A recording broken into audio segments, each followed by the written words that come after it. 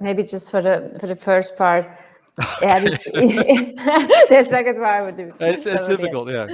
Yeah, this interconnectedness. So this is exactly the topic that, as I see now, more and more organizations in the private sector, like NGOs, but also like public ones, like the EU and international organizations, are doing projects in this system thinking mindset in general, and especially when it comes to specific policy topics like now the circular economy.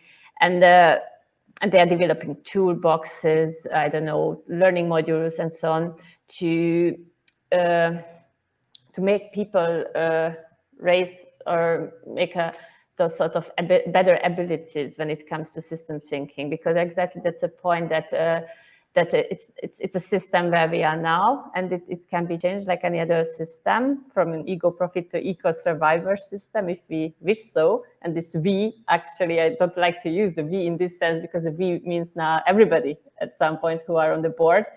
And it's just like it's just question is, how can we change this system in the most effective way? And obviously, if you just take the whole package as it is, then it's not going to happen. So that's if like parts of the system work together, it's a community, like at the local level or at the regional level, or as the cities or companies, like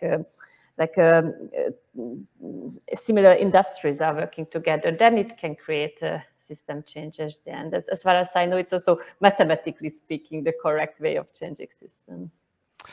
I'll take on the second part because I think it's quite interesting the words that were chosen to describe it, because we're talking about profit or survival, which are very drastic words, and they may or may not be relevant, or we might have different definitions, and we forget that we as human beings are always looking for one particular point, and that is what's in it for me. And if we think that we can actually go ahead and ban that, then we are never going to make any progress.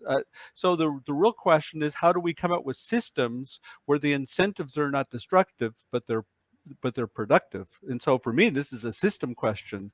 How do we go ahead and create better systems, which I think we've already alluded to, and the survival of the ecosystem, I think, is another one. Uh, Nature actually has done a pretty good job before we even showed up, and we keep talking about saving the planet. We're the ones that have to be saved. The planet will do fine even if we get to 6 degrees. So the real question is, how do we actually go ahead and build a symbiosis with nature? And I would actually go ahead and argue, can we go ahead and learn from them?